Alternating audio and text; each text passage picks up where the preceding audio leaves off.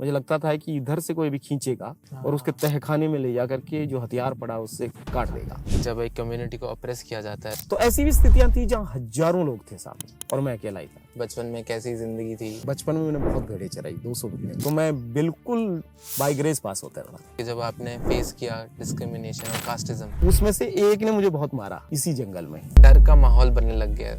जाति के आधार पे भेदभाव बना रहता है, जाति के आधार पे अत्याचार बना रहता है। हिंसा केवल हथियारों से नहीं होती। आपको सेलेक्ट किया जाता है कि आप कहाँ से आ रहे हो। कास्ट से ही चीजें तय हुई, किसी रूप में कोई प्रिविलेज नहीं मिला। मैं जब तक 12वीं पास किया तब तक हमारे यहाँ लाइट नहीं थी। इसकी वजह से आपका पर्सपेक्टिव या जीवन को देखने का तरीका थोड़ा बदला है। कि पत्थर पूजे हरी मिले तो मैं पूजू पहाड़। वो इंसान को इंसान की तरह देखता है। इसमें लड़कियों के एक ग्रुप ने मुझे कहा हमें क्या फर्क पड़ता है, पहले हम पिता की जाति में थी अब पति की जाति में। वो एक सिंपैथी कार्ड की तरह प्ले होता है। रिजर्वेशन जैसा कोई शब्द भारत के संविधान में नहीं। वायलेंस के ऊपर बहुत चर्चा रही है। कौन से इंडिया को प्रिजर्व कर? मराठे भी संपत्ति के लालच में मंदिर तोड़ते थे। जब तक आप फील नहीं करते आप वो सवाल आपके दिमाग में नहीं आते। बुद्ध से पहले किसी की मूर्ति नहीं थी इस देश में। तो नई विचारधारा बनती है, पुरानी विचारधाराएं बदलती है। देश मतलब वो जगह जहाँ उनकी रूह बसती है, आत्मा बसती है। जिंदा रहने के लिए बहुत जरूरी है कि आप नए लोगों से मिले। जब जहाँ लोगों को लगता है कि उनके साथ अन्याय हो रहा है। इतिहास का बदला आज नहीं लिया जा सकता है।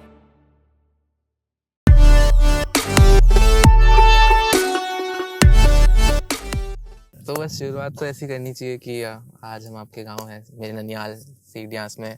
तो आपकी बचपन की कुछ यहाँ की यादें या कुछ बचपन में कैसी ज़िंदगी थी और क्या करते थे? क्योंकि मम्मी से बड़ा पूछता हूँ मैं तो वो बस यही बोलती है कि जाते थे खेत में, आते थे वापस, वही नॉर्मल ज़िंदगी। पर कुछ कहानी, कुछ ऐसा किस्सा हो तो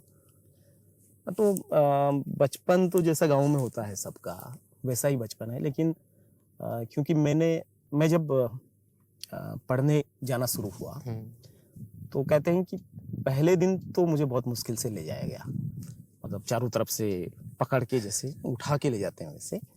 तो क्योंकि स्कूल का मतलब होता था पहले टीचर की मार पड़ना।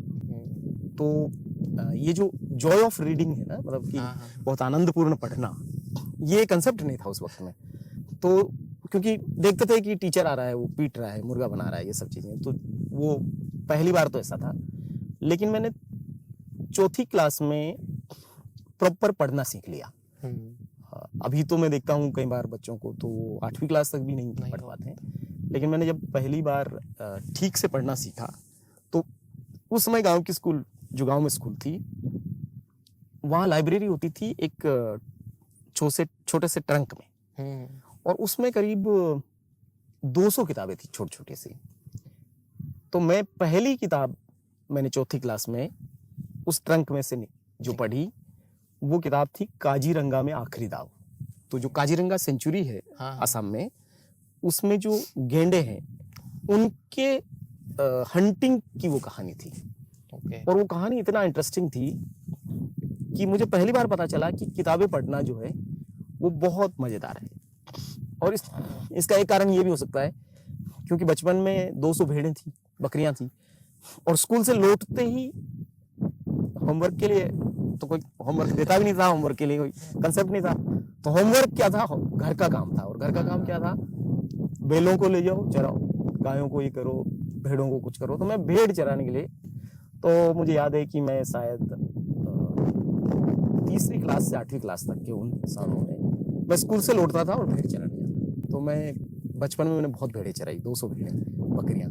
और वो भेड़ें जो होती थी उसमें जो मेंढा होता है ना भेड़ का, मतलब जो मादा भेड़ नहीं होती, नर भेड़ होती, उसमें से एक ने मुझे बहुत मारा इसी जंगल में। तो अभी भी ये जो निशान है कुछ ऐसा। हाँ, क्योंकि उसका ये था कि उसको शायद चुनौती पसंद नहीं थी, तो उसने मेरे चुनौती के रूप में देखा और मारना शुरू किया। तो मुझे ये नहीं समझ में आया कि इसके सामने हार जाओ तो ये नहीं मारेगा।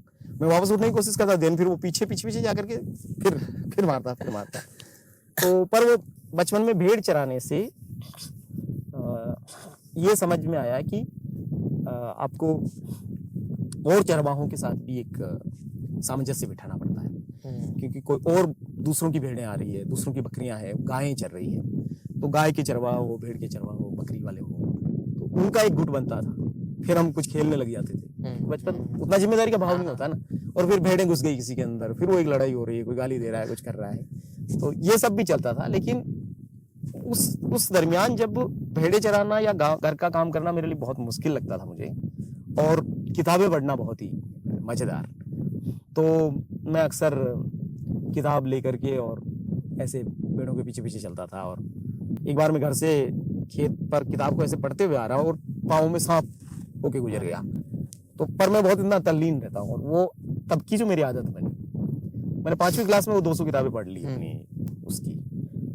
तो जब भेड़ चराते थे तो बारिश के दिनों में छोटे छोटे बांध बांधते थे, यहाँ पानी भर जाता था खड्डों में, तो नहाते थे। तो वही मतलब जो गांव का जीवन होता है वैसा ही जीवन है। उसमें कुछ ऐसा कुछ अलग सा जीवन नहीं है, लेकिन उसी दरमियान कई चीजें समझ में भी आना शुरू हुई कि गांव में हम अलग हैं, या हमसे भी कोई और अलग है, कोई हमसे ऊपर है, कोई हमसे नीचे है, अनटचेबिलिटी है।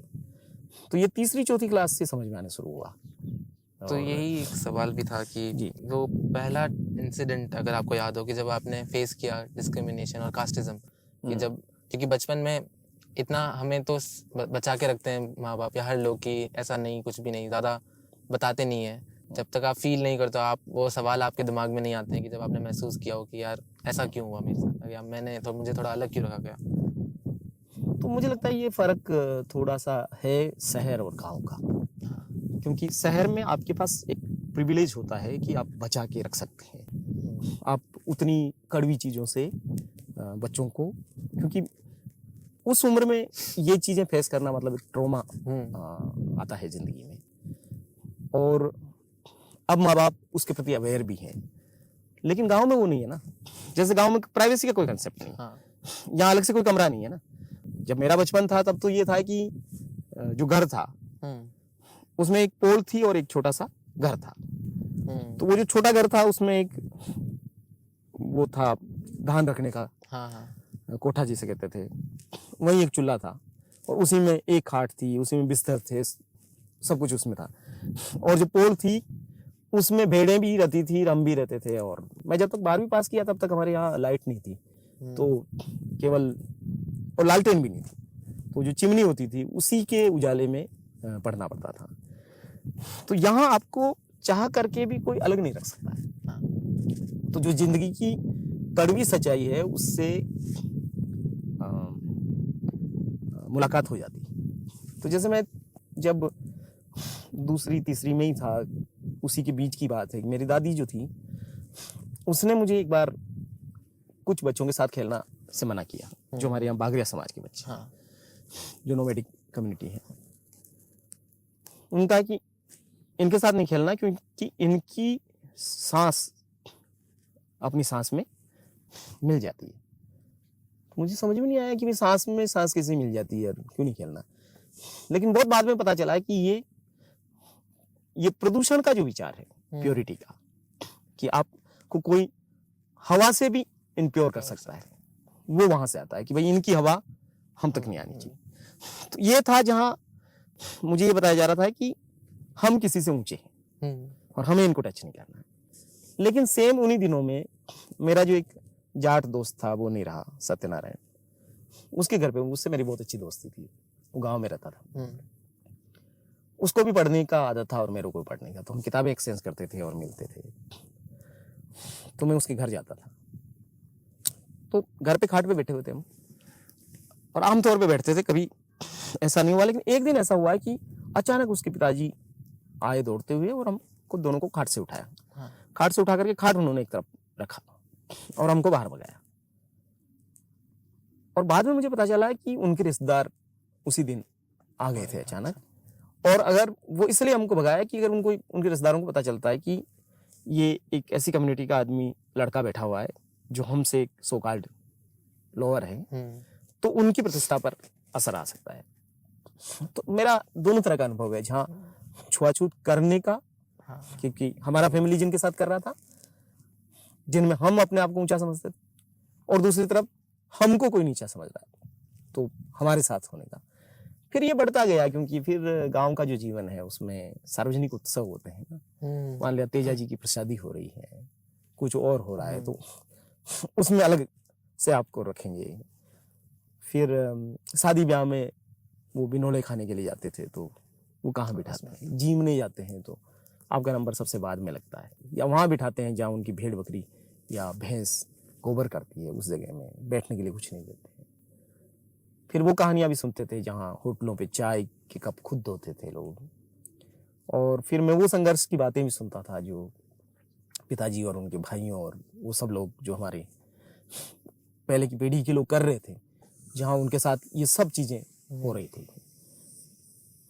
तो भारत जैसे देश में कास्ट का एक्सपीरियंस करने के लिए अलग से कुछ करने की जरूरत नहीं है। और ख़ास तौर पे अगर आप रूरल बैकग्राउंड से आते हैं, गांव में पैदा होते हैं, तो गांव में इतनी रची बसी हुई है कास्ट कि कास्ट से ही चीज़ें तय होती है। कास्ट तय करती है कि वो टीचर पढ़ाएगा तो तुम्हारे साथ कैसा बर्ताव करेगा। अच्छा। तो अनटचेबल कास्ट से हैं तो वो हाथ से थप्पड़ भी नहीं मारेगा, वो लकड़ी से दूर से मारेगा ताकि वो टच करके वो अशुद्ध नहीं हो जाए। और उनका ये भी था कि स्कूल में साफ सफाई कौन करेगा, झाड़ू कौन लगाएगा। तो वो कोशिश करते थे कि यहाँ गांव के जो उन कम्युनिटियों के जो ऊपर समझी जाती है वहां से जो बच्चे आते हैं वो नहीं करे उस काम को। ओके।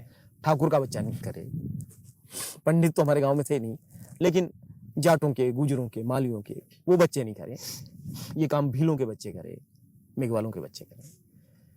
तो मतलब मैं 5वीं तक आया तब तक मुझे ठीक से समझ में आ गया कि हमारा स्थान कहाँ है, क्योंकि जिन दोस्तों के साथ पढ़ रहे थे उनके घरों की दहलीज से बाहर तक जगह थी। उनके घर की दहलीज पार करके उनके घर के अंदर जगह नहीं थी, उनके खाट पे जगह नहीं थी, उनके सार्वजनिक उत्सवों में जगह नहीं थी। तो ऊंच नीच क्या होता है और जाति क्या है और जाति की वजह से हमारी हैसियत क्या है, वो मुझे 6ठी क्लास में जाने से पहले ही मालूम पड़ गया। ये तो मतलब काफ़ी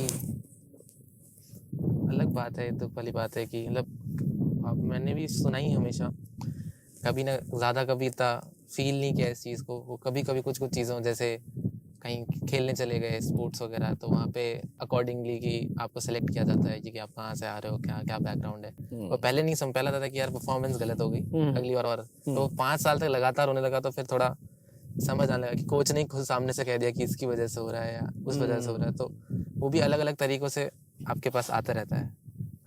पर ये जो एक अलग चीज़ लगी कि हम गांव में आते हैं, देखते हैं कि बच्चों में इतना वो है ही नहीं रुझाव पढ़ाई का, पढ़ने का। पर उस समय आप किताबें लेके घूमना, तो लोग क्या थोड़ा अलग समझते थे कि क्या कहते थे कि क्या पढ़ लिख के क्या कर लेगा, कहीं कर लेगा। नहीं, ऐसा नहीं था, मेरे साथ थोड़ा दूसरा हुआ, क्योंकि ये गांव के मंदिर वाला काम था ना, पूजा पाठ का। हाँ हाँ। और फिर पिताजी के पास वो भजन गाना और मंत्र और वो तांत्रिक होना और वो सब, वो एक संस्कार भी मुझ में आया। क्योंकि मैंने बचपन में देखा किसी को सांप खा गया तो वो आ रहे हैं, किसी को डायन हो गया, कुछ प्रेत लग गया, कुछ क्या क्या हो गया वो सब। तो मेरे 4ठी क्लास में ये रुचि भी जगी कि भाई पढ़ना तो सीख ही रहे हैं, साथ साथ ये भी सीख लें। क्योंकि देखते थे कि भाई बहुत लोग आते हैं, बहुत श्रद्धा है इसमें, और मंदिर में भी जाते थे, रामदेव जी के मंदिर में। तो मैंने पिताजी को पूछा है कि भाई ये सिखा दो मेरे को, बिच्छू का मंत्र, सांप का मंत्र, भूत उतारने का मंत्र। तो उन्होंने मुझे 4ठी क्लास में ये कहा कि ये सब पोप लीला है, मतलब ये सब पाखंड है, ठीक है, ये नहीं करना, पढ़ना आपने। तो बहुत सहजता से उन्होंने ये समझाया कि ये मैं जो कुछ कर रहा हूँ ये मुझ तक ठीक है, मेरे आगे तुमको ये करना नहीं। क्योंकि उनको समझ में आ गया कि भूत उतर सकता है, जाति का भूत नहीं उतरता है।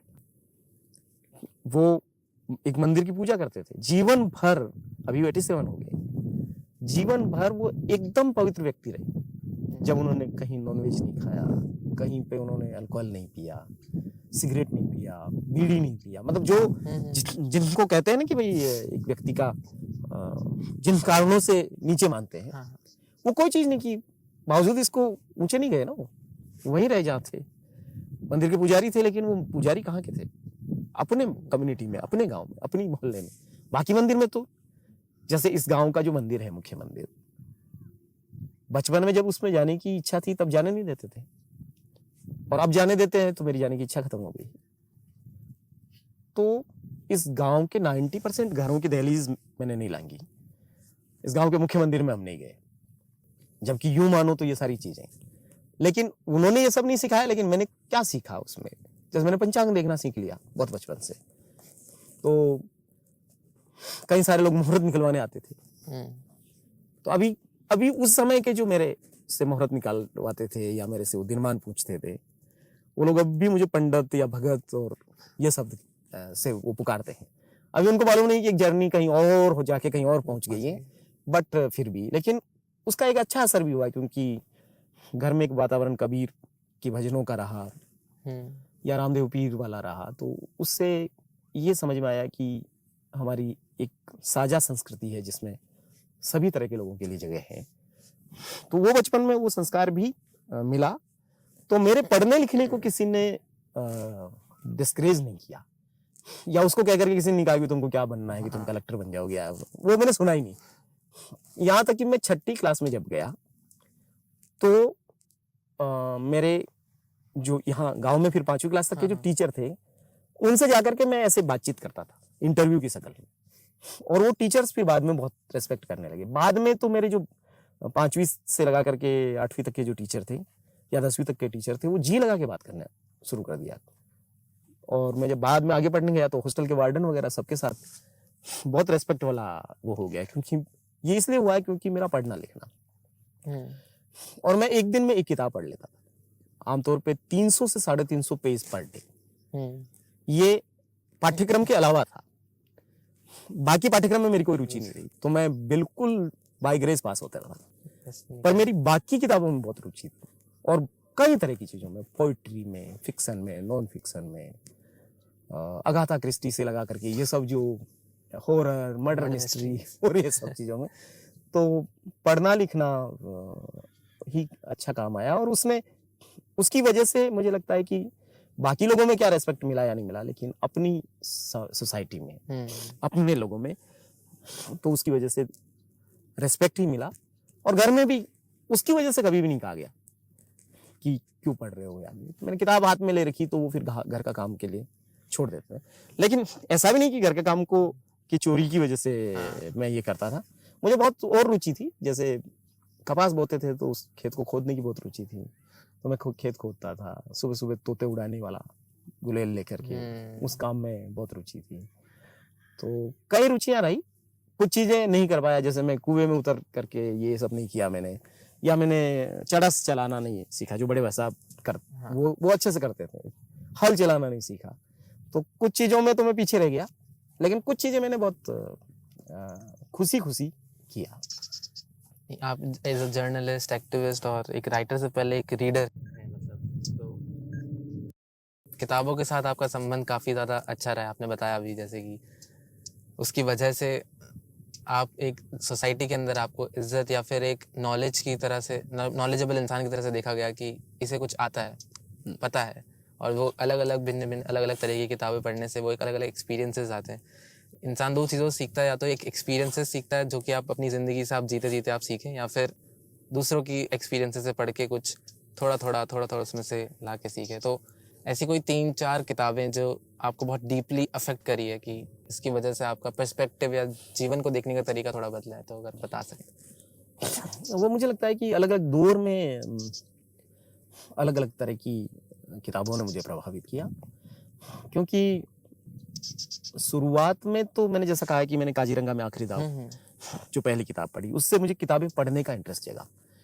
लेकिन उसके बाद जो भी पढ़ने को मिला, क्योंकि घर में तो किताबें थी नहीं ना, मुझे अभी भी याद है कि बचपन में घर में क्या था, एक बड़ा इंद्रजाल एक तंत्र की किताब थी, बड़ा किताब, दिल्ली पुस्तक, उससे वहां से दिल्ली से छपी हुई किताब। उसमें तरह तरह की चीजें लिखी हुई थी। अभी मुझे याद, उसमें वो इलस्ट्रेशन भी थे कि लोगों को वश में कैसे कर सकते हैं। तो उल्लू का पंख ला करके और किसी का ये ला करके वो डाल के उसको मिक्स करके। कभी ट्राई किया? नहीं, वो मैंने ट्राई नहीं किया, बट एक किताब तो वो थी, और उसके बहुत बड़े बड़े अक्षर थे, ठीक है ना। और दूसरी किताब क्या थी घर में, वो था न्यू टेस्टामेंट, बाइबल का। क्योंकि बराना गांव का एक आदमी उस समय कन्वर्ट हो गया था। अच्छा।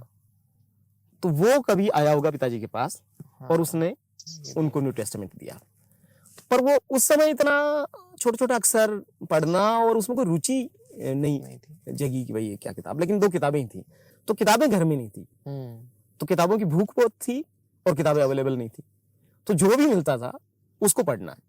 मुझे याद है कि कभी कभी आयुर्वेदिक अस्पताल के वहां पर जो पुराने अखबार हुआ करते थे वो ले आते थे हम लोग, और उन कई 6 महीने पुराने अखबार को पढ़ते थे।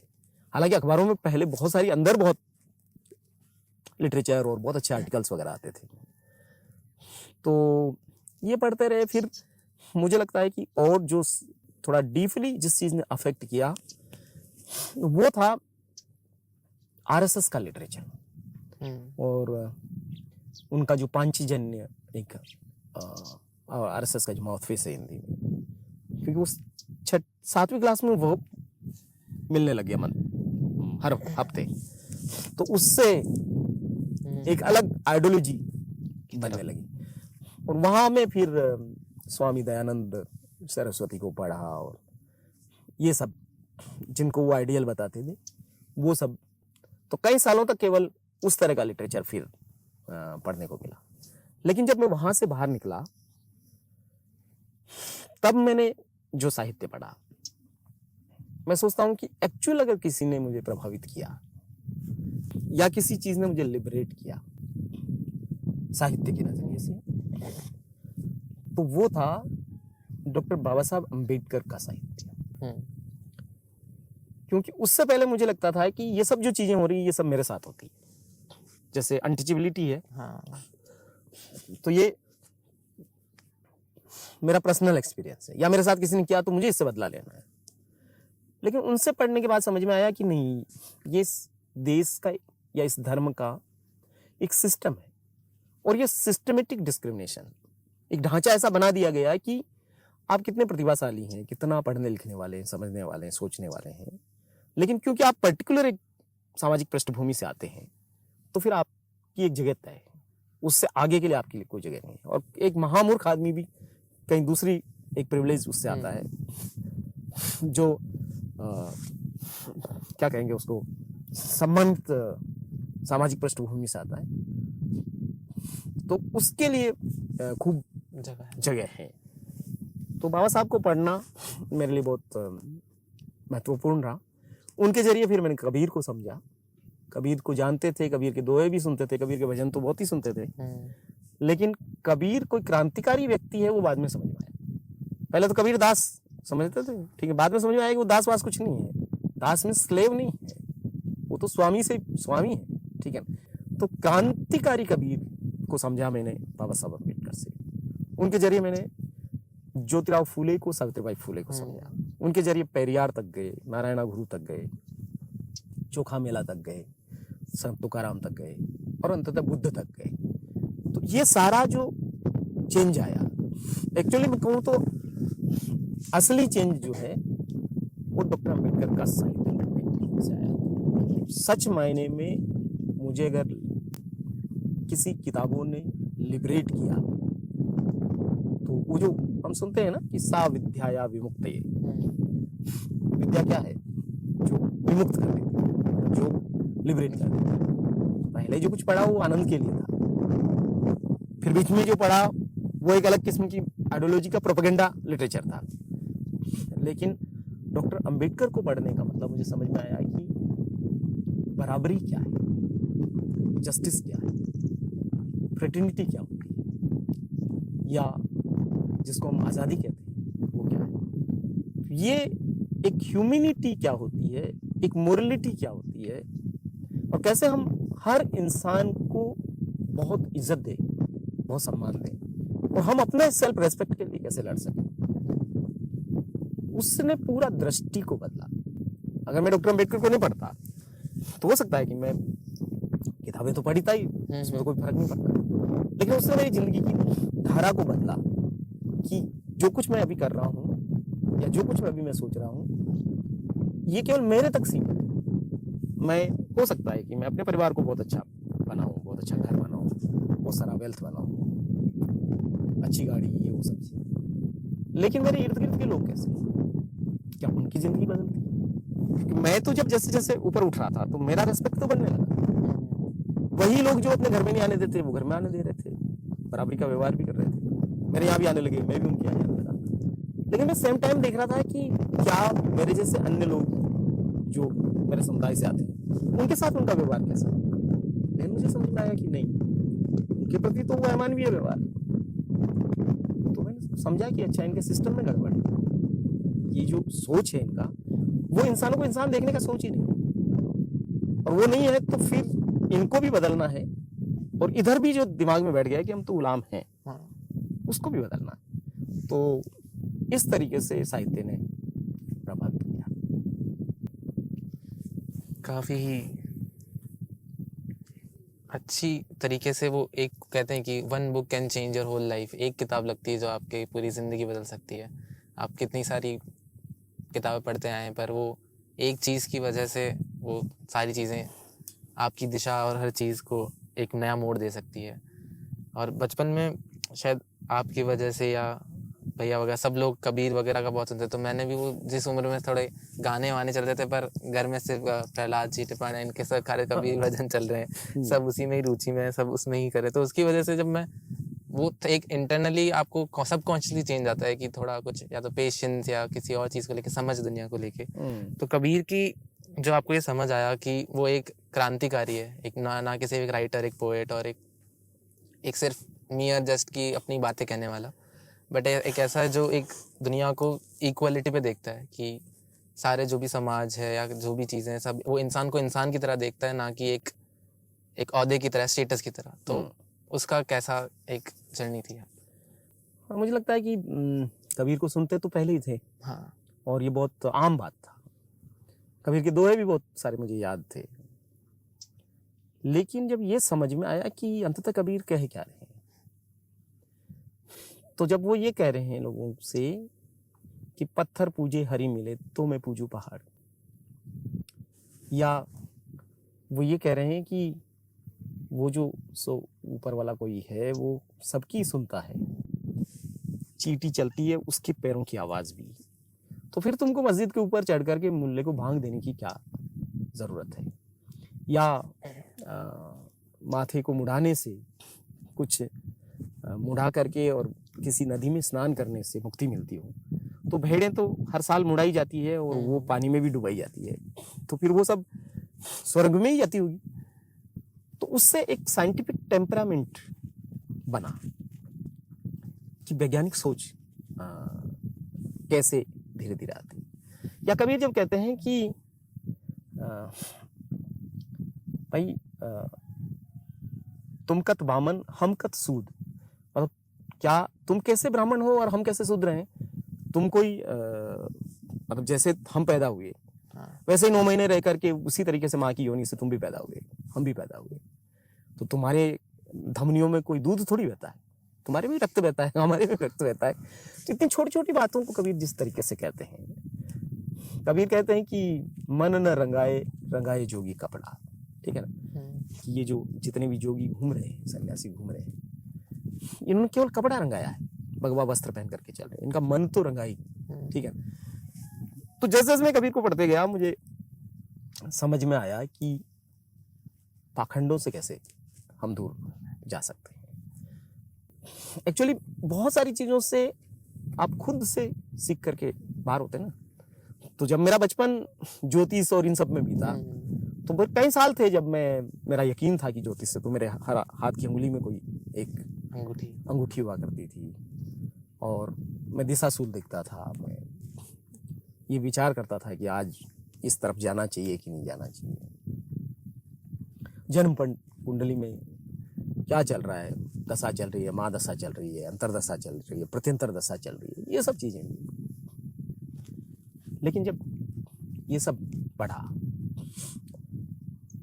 जैसे पलटू कहते हैं, पलटू दास, कि लगन मुहूर्त झूठ सब और बिगाड़े काम, ये सब मतलब इसमें कुछ नहीं है। ये जो भी समय है वो सारा ही समय कुदरत ने एक ही जैसा बनाया, सबके लिए एक जैसा बनाया। तो मैं देखता हूँ कि जब उलझ जाता है इंसान तो इसमें उलझे रहता है, हर चीज उसकी कोई और निर्धारित कर रहा है। तो कबीर ने कम से कम ये किया कि भाई जो कुछ भी है हम खुद जिम्मेदार हैं, अच्छे के लिए बुरे के लिए। तो एक फियरलेसनेस जो आती है ना, जब वो कहते हैं कि हेली मारी निर्भय रहिए, मतलब वो हेली मतलब वो अपनी आत्मा से, अपनी चेतना से को संबोधित करके कह रहे हैं कि तुझे निर्भय रहना है, भय किसी का नहीं रहना है। तो उसने क्या किया कि बाद में मेरे काम को बहुत समझाया कि अकेले रहते हुए भी जब आप न्याय के पक्ष में लड़ते हैं तो डरने की कोई जरूरत नहीं। डरना उनको चाहिए जो भेदभाव कर रहा है, डरना उनको चाहिए जो किसी को ऊंचा नीचा मान रहा है, डरना उनको चाहिए ना। हमको क्यों डरना चाहिए? हम तो बराबरी की मांग कर रहे हैं, हम तो किसी भेदभाव के खिलाफ लड़ रहे हैं, तो मैं क्यों डरूं? तो ऐसी भी स्थितियां थी जहां हजारों लोग थे सामने और मैं अकेला ही था, और उन हजारों लोगों के बीच से गुजर करके उनके बीच में बात की या प्रशासन से चर्चा की या कुछ किया। तो ये सब चीजें आई, ये इन्हीं सब चीजों से, उसके लिए अलग से कुछ लाने की जरूरत नहीं थी। बाद में समझ में आया कि हमारे यहीं था सब कुछ, ये हमारे यहीं गाया जा रहा था, हमारे कानों में पहले पढ़ा हुआ था ये। लेकिन वो समझना फिर जो हुआ, तो कबीर को पहले तो कबीर एक संत थे नजर में, कबीर क्रांतिकारी कवि के रूप में, फिर कबीर जो आए वो उनको पढ़ने से। आपने बात करी आरएसएस के बारे में, आपका उस सफर पर, मुझे उस पर ज़्यादा बात नहीं करनी है क्योंकि काफ़ी ज़्यादा हो चुकी है और जिसको भी देखना वो देख सकता है वहाँ पे जाके। बट कुछ एक दो सवाल है जो जिसके बारे में मुझे बात करनी है। आपने वो एज अ रुचि ज्वाइन करी कि वहाँ पे जो शाखा होती है, जो खिलाया जाता है बच्चों को, जिस तरह से वहाँ पे एक्टिव रखा जाता है कि उस समय पे इंटरेस्ट भी होता है, और गांव में यहाँ रह के क्या ही चीज़ें मिलती है, क्या ही एक ऑप्शंस नहीं होता है, तो आप उसी में जाते हैं, आप मस्ती हो जाती है, खेलना हो जाता है, दोस्त बन जाते हैं उस सब चीज़ों के। पर वो इंटरनली एक प्रोपेगेंडा जो आपने बताया कि वो एक बताया जा रहा था particularly to a particular caste, की इनको टारगेट किया जाएगी क्योंकि इनकी समझ नहीं है ज़्यादा उस चीज़ को लेके या किसी चीज़ को लेके कि इन्हें अपनी तरफ खींचा जाए, जमाया जाए, वो एक पॉलिटिकली प्रोपेगेंडा टाइप की तरह। और उस वजह से आप छोटी उम्र में जब बाबरी मस्जिद का उधर कार सेवक बन के आप वहाँ भी गए और जेल में जाना हुआ, पर वो सब चीज़ें सुनी है, देखी है, करी है, बट एक उस उम्र में होना, 15-16 साल की उम्र में होना, तो वो एक्सपीरियंस उस उम्र में आपके लिए कैसा था? नहीं, उस उम्र में पहली बात तो ये है कि कोई मतलब वो सब कुछ बाय एक्सीडेंटल था। हाँ। वो बाय चॉइस तो बिल्कुल नहीं था। और क्योंकि स्कूल के टीचर आकर के शाखा लगा रहे हैं तो बच्चे ऐसे जाते थे जैसे स्कूल का ही अगला पीरियड करिकुलम की तरह एक उसी रूप में था। तो एक तो कारण वो था। फिर क्योंकि वही उम्र होती है जब बच्चों में एक विचार अंदर पहुंचता है या उसका दिमाग बन रहा होता है, तो उस संगठन का पूरा काम ये है कि जब बच्चों का दिमाग बन रहा होता है तभी वो उसको पकड़ते हैं। एक होता है ब्रेन वॉश करना, यानी ब्रेन बन चुका है फिर उसको आप वॉश कर रहे हैं, लेकिन ये ब्रेन जब बन रहा है तभी पकड़ लेना उसकी, ताकि उसकी वायरिंग ही, उसकी इंजीनियरिंग ऐसे हो जाए कि वो उसी की तरीके से सोचे। तो वो खेलों के जरिए, वो उनके भाषणों के जरिए, वो उनकी एक्टिविटी के जरिए हर एक चीज में वो शामिल है। तो उनके खेल भी उसी तरीके से होते हैं, उनके नारे भी उसी तरीके से होते हैं, उनके गीतों में भी वही सारी चीजें आती हैं। तो अलग से वो कहते नहीं है किसी से नफरत करनी, लेकिन वो ये सिखाते हैं कि आपका खून सबसे श्रेष्ठ है। ओके। तो जब आपका खून सबसे श्रेष्ठ है, इसका मतलब दूसरे का खून श्रेष्ठ नहीं है, उसका खून निकृष्ट होगा। आप भारत में पैदा हुए क्योंकि आपकी पुण्य भूमि, मातृभूमि यही है, आपके सारे भगवान यही हुए, अवतार यही हुए, उनकी जगह यही है। तो इसका मतलब ये है कि वो लोग भाग्यवान नहीं है, वो सौभाग्यशाली नहीं है जिनके भगवान किसी और देश में है। तो ये एक तरीका है कि बच्चों को उस उम्र में एक ऐसी श्रेष्ठता की ग्रंथि से ग्रसित कर देना कि वो जीवन भर किसी को इन्फीरियर समझे, जीवन भर किसी को अशुद्ध समझे, मलेच्छ समझे, विधर्मी समझे, वो इस देश के प्रति वफादार नहीं है, उनके भगवान तो किसी और देशों में है। ये सब चीजें बिना कहे कैसे लोगों के दिमाग में डालनी, वो उनका ऐसा एक मैकेनिज्म है। और फिर वही एक उम्र है जहां वैसा बनने के बाद में, क्योंकि आप दूसरा कोई आपके पास एक दूसरी खिड़की नहीं खुली, तो दूसरा विचार ही नहीं आने देगा। तो मैं जब वहां था और मैंने जब पहली बार ओशो टाइम्स पढ़ा तो प्रचारक जी ने पकड़ करके उसको फेंक दिया उनका नहीं, इससे विचारधारा भ्रष्ट है। अच्छा। या मैं अम्बिक के छात्रावास में रहने के लिए गया तो मेरे को वहां से ले जाया गया, आरएसएस के ऑफिस में रखा गया। उनका यहाँ नहीं रहना, क्योंकि यहाँ से हमारी जो विचारधारा दूषित हो जाती है, क्योंकि वहां एक दूसरा व्यू है आपके पास। तो एक जो आपका वर्ल्ड व्यू बनता है, वो दूसरा आने ही नहीं देना, एक ही तरह का आना। अगर मुझे बचपन से कोई कहे कि दाल ही सर्वश्रेष्ठ चीज है और बाकी सब निकृष्ट है, तो मुझे दूसरे के टेस्ट ही नहीं आ सकता। मैं बिना खाए भी ये कहूंगा नहीं, ये बाकी सब चीजें तो घटिया है, इनको खाने से मर सकता है आदमी, जब भी मैंने खाया नहीं। तो मुझे एक ही चीज, और मुझे कह रहा हूं मतलब ये है कि उसी उम्र के, तो अगर देखोगे तो 4 साल का बच्चा, 5 साल, 6 साल, 7 साल, 8 साल, 9 साल, तो ये बहुत बहुत खतरनाक चीज है। और मुझे लगता है दुनिया भर के कट्टरपंथी संगठन या कट्टरपंथी विचारधाराएं इसी उम्र के बच्चों को पकड़ती है। उनको धर्म के नाम पे, जाति के नाम पे, देश के नाम पे ऐसा बना दिया जाता है कि वो मानव बम बने हुए घूमते हैं, और उनके अंदर इतना श्रेष्ठता का बोध, एक भयंकर ग्रंथि लेके वो घूमते हैं कि वो उसी के साथ जीवन भर काम करते हैं। तो ये सारा चीज, ये एक्सपीरियंस वहाँ का उसी रूप में मेरा तो चला, और ये अच्छा हुआ कि मैं बहुत जल्दी उससे बाहर निकला, नहीं तो। लेकिन मैं सोचता हूँ कि, और मैं अक्सर लोगों को कहता हूँ कि मैं तो उससे बाहर निकल गया 5 साल में, लेकिन वो जो मेरे अंदर था, मतलब मैं आरएसएस से बाहर आ गया, लेकिन आरएसएस मेरे अंदर से बाहर आने में 10 साल और लगा। मेरी लैंग्वेज में था, मेरे सोचने के तरीकों में था, मेरी फूड हैबिट्स में था, मेरे दोस्तों के सर्कल वही थे। तो मुझे संस्कृत लगता था देव भाषा है, तो मैंने एक पूरा साल मांडल आकर के संस्कृत पढ़ी। मैंने कहा नहीं, संस्कृत में ग्रेजुएशन करना। संस्कृत वो मालूम नहीं था ना कि देव भाषा से काम नहीं चलता है, वो अंग्रेजी है ज्यादा बड़ी भाषा है, लेकिन सिखाया गया कि हिंदी हिंदुस्तान, तो उधर ध्यान देना है। तो कई ऐसी चीजें जो घुस गई अंदर, जो किसी भी मुस्लिम मोहल्ले में मस्जिद के नीचे से निकलने में मेरे भीतर एक फियर था। मुझे लगता था कि इधर से कोई भी खींचेगा और उसके तहखाने में ले जाकर के जो हथियार पड़ा उससे काट देगा, और उसके खून से चावल भिगो के और वो लोग खाएंगे। क्योंकि ये बातें आप उस उम्र में सुनते हैं तो लगता है कि ये सच्चाई होगी। अभी तो मैं देश भर के सबसे कठिनतम जगहों में और मेरे बहुत सारे मुस्लिम दोस्तों के घरों में और मस्जिदों में और सब जगह घूम करके देखा मैंने। तो मैं आजकल मजाक में उनसे पूछता हूँ मस्जिद में जाते हुए, किधर तुम्हारा हथियार का असला का खजाना छुपा हुआ है। लेकिन ये निर्भीकता आने में 15 साल 20 साल लगा। तो बहुत खतरनाक किस्म का काम है जो बचपन में हो रहा है बच्चों से। और वो क्या किस्सा था, उसके एक्सपीरियंस नहीं, बट वो एक क्या मन में चल रहा था जब आपको वो जेल में और वो सब देखना पड़ा, वो भी उस उम्र में है तो। नहीं, उस समय तो बहुत श्रेष्ठता का बोध था ना, जैसा गए गर्व की बात है कि मुझे बहुत गर्व, क्योंकि जब अयोध्या गए तो मैं और भाई साहब दोनों घर से बिना बताए भाग गए, और हमको हमारे यहाँ जो एग्रीकल्चर सुपरवाइजर थे वो ले गए, वो यहीं पोस्टेड थे, वही हमको शाखा में ले जाते थे उसमें। तो हम चले गए, और जब मांडल में जुलूस निकला वो लगा करके, तो अभी बहुत सालों के बाद में वो फोटो किसी ने वो सोशल मीडिया पे शेयर किया, तो मैंने ढूंढा अपने आप को कि मैं इसमें किधर हूँ। पर एक ही उम्र के बच्चे, उस उम्र में बच्चों का चेहरा भी एक जैसा होता है, अपने आप को नहीं पहचाना मैंने उसमें कि मैं किधर हूँ। शायद भाई साहब ने अपने आप को पहचान लिया वहाँ, पर मैंने नहीं पहचाना।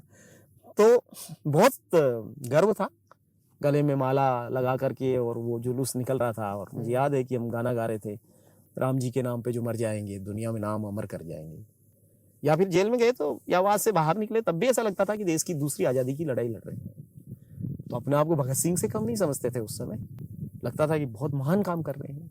लगता था किसी से, अब लगता है कि किसी से नफरत करना कोई महान काम हो सकता है क्या, या किसी का धर्मस्थल गिराना या किसी के बारे में गलत सोचना कैसे महान हो सकता है। लेकिन उस समय तो लगता था, उस समय तो पक्का ही यकीन था उस सारी बातों में। अब तो एक दूसरा व्यू और है जीवन में, जिसकी वजह से उन मतलब कई सारी तो फैक्ट चेक करने का भी मौका मिला कि जो कहा जा रहा है वो सत्य है कि नहीं है। लेकिन उस समय जो कुछ भी कहा जा रहा था और सुना जा रहा था वही सच नजर आता था।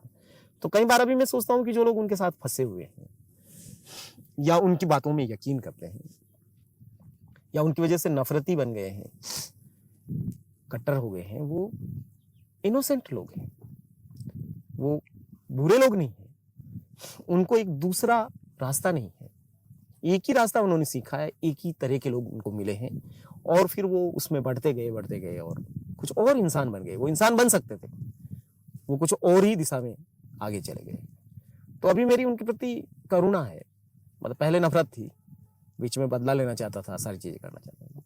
अभी उनके प्रति मुझे लगता है कि ये दया के पात्र लोग हैं, इनका कुछ अच्छा होना चाहिए, उनके प्रति एक सद्भावना है कि कोई इनको मौका मिले जहां वो इन चीजों से छूट सकें और समझ सकें कि ये जो सीमाएं हैं इंसानों को बांधने वाली, किसी भी रूप में, गोत्र के, जाति के, गांव के, धर्म के नाम पे, देश के नाम पे जो अनावश्यक गर्व है, उनसे हट के या पार होकर के कुछ देख सके दुनिया, तो मैं सोचता हूँ कि वो उनके लिए बहुत महानतम मौका होगा। तो अभी तो बहुत कुछ बदल गया है। आपने वो बात करी कि किसी भी दूसरे रिलीजन का कुछ भी मंदिर या उसकी उनकी भावनाएं गिराना, अंग्रेज हो गए, मुगल ने जो अपने हमारे मंदिर को काल जगा के अपना बनाया, मस्जिद बनाई और पूरा अपना धर्म फैलाया, औरंगाबाद से लेके इस्लामाबाद और हर जगह, ये गुजरात में भी और हर जगह। तो उस पर आपका क्या व्यू पॉइंट है? क्या वो आरएसएस के बियॉन्ड अगर जाके देखें कि जो ये सारी चीज़ें हैं, जहाँ पे as a India, as a Hindustan को प्रिजर्व करने के लिए जो भी उसकी संस्कृति रही है, जो भी उनकी चीज़ें रही है, उसको प्रिजर्व करने के लिए जो भी एक्ट लिए जा रहे हैं, मुझे लगता है, देखिए, मानव सभ्यता का जो इतिहास है वो लाखों साल पुराना है। मतलब जो इंसान की उत्पत्ति का जो वैज्ञानिक सिद्धांत है वो ये कहता है कि अफ्रीका में इंसान पहली बार पैदा हुआ और वहां से वो 70,000 साल पहले बाहर निकला, दुनिया में फैला। धर्म अगर देखेंगे तो इंसान की जिंदगी में धर्म कब आया? अधिकतम धर्म की उम्र है 5,000 साल। तो लाखों साल इंसान की उम्र है मानव सभ्यता की, और उसमें धर्म इतने छोटी जगह पे है कि अगर उसका कोई कुछ मैप बनाया जाए तो वो किसी कोने में उसको मैग्नीफाइंग ग्लास से देखना पड़ेगा कि वो किधर है। और उसमें भी फिर क्या है, हिंदुइज्म, यहूदिज्म, हाँ, फिर बुद्ध आए 2600 साल पहले, फिर मोहम्मद साहब आए कुछ 1400 साढ़े 1400 साल पहले, मसीह आए 2200 साल पहले, ठीक है। हमारा सिखिज्म आया अभी कुछ सैकड़ों साल पहले।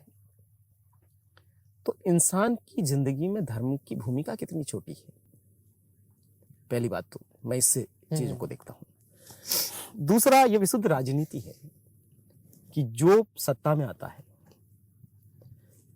वो दूसरे धर्म का धर्मस्थल को तोड़ करके अपनी विजय की घोषणा करता है।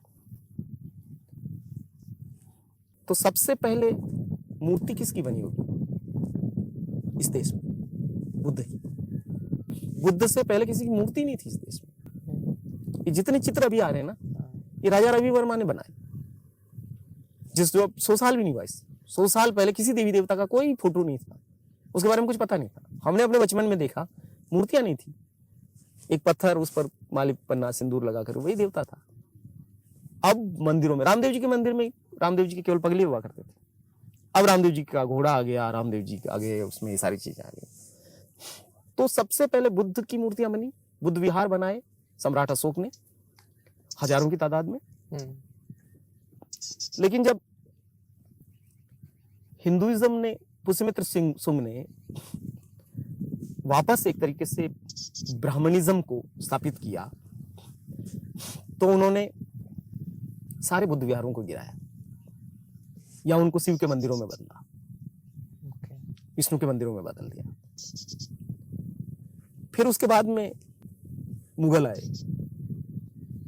गोरी, गजनवी, फिर उसके बाद में तुर्क, सूरी और फिर मुगल। उस दरमियान में मंदिर समृद्धि के केंद्र थे, मंदिरों में सोना छुपाया जाता था, मंदिरों में ही सारी चीजें रखी जाती थी। तो ऐसा नहीं कि केवल उन्होंने लूटा मंदिरों। मराठे जब आए इधर तो मराठे भी संपत्ति के लालच में मंदिर तोड़ते थे। हमारा चित्तौड़ के किले में घुसते ही सबसे पहला टूटा हुआ मंदिर जो मिलता है वो मराठा मंदिर है।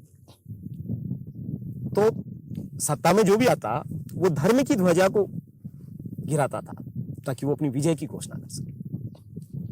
तो हर एक इमारत जो आज है उसके नीचे किसी दूसरे धर्म की इमारत है, उसके नीचे तीसरे धर्म की इमारत है। तो जब इतिहास को खोदेंगे तो उसमें एक ही नहीं निकलेगा, उसमें केवल अंग्रेज नहीं निकलेंगे, मुगल नहीं निकलेंगे, उसमें कोई और निकलेगा, कोई और निकलेगा, और अंत में कुछ नहीं निकलेगा क्योंकि पहले धर्म था नहीं। तो इसलिए मेरा ये मानना है कि आप क्या प्रिजर्व कर रहे हैं, कौन से इंडिया को प्रिजर्व कर रहे हैं। सबसे मजबूत बृहत्तर भारत तो अशोक का था जो काबुल से लगा करके और म्यांमार तक फैला हुआ था, और उसके बेटे और बेटी दक्षिण में श्रीलंका में जाकर के उन्होंने धर्म की ध्वजा गाड़ी थी, अशोका और उनकी बेटी। तो मेरा ये मानना है कि आज अगर हम इतिहास से बदला लेना चाहते हैं, इतिहास केवल पढ़ने की और सीख लेने की चीज है। इतिहास का बदला आज नहीं लिया जा सकता ना, क्योंकि तुम्हारे पूर्वजों ने 700 साल पहले, 1200 साल पहले मेरे साथ ये किया, इसलिए ये बदला लेंगे। हमने बचपन में सबने मेमने की कहानी पढ़ी ना, कि वो पानी पी रहा था, उसके ऊपर कोई पानी पीने के लिए आ गया तो उसको उसने दोषी मान करके, क्योंकि उसको तो मारना था उसको। तो ये आपके भीतर की इन्फीरिटी है, आपके भीतर की इनसिक्योरिटी है, और इससे अपने आप को बचाना है। देश तो बच जाएगा, और देश हर समय अलग अलग उसमें रहा है। पहले देश कहां तक था, फिर देश कहां तक आ गया, फिर और देश छोटा हो गया। तो देश है क्या चीज? मुझे कई बार सोचता हूं कि देश क्या ज्योग्राफिकल बॉर्डर है क्या? मेरे देश की समझ अलग है, और मैं समझ लेता हूं आम लोगों से। मैं अक्सर देखता हूं कि जब हमारे लोग यहाँ से बाहर काम करने जाते हैं, महाराष्ट्र में, गुजरात में, और भी किसी जगह में, तो वो जब यहाँ आते हैं तो वहां वालों को कह के आते हैं मैं देश जा रहा हूँ, या यहाँ रहते हुए उनको उधर से फोन आता है तो वो कहते हैं जी मैं देश में आया हुआ हूँ, मैं जब आऊंगा आपकी। तो यहाँ, और यहाँ से जब बाहर जाते हैं तो लोग क्या कहते हैं, परदेश जाते हैं। तो देश की सीमा, देश का मतलब जो है, मुझे बहुत बाद में जाकर के एक तो इससे समझ में आया, और एक झारखंड से समझ में आया। वहां एक शब्द है दिसोम।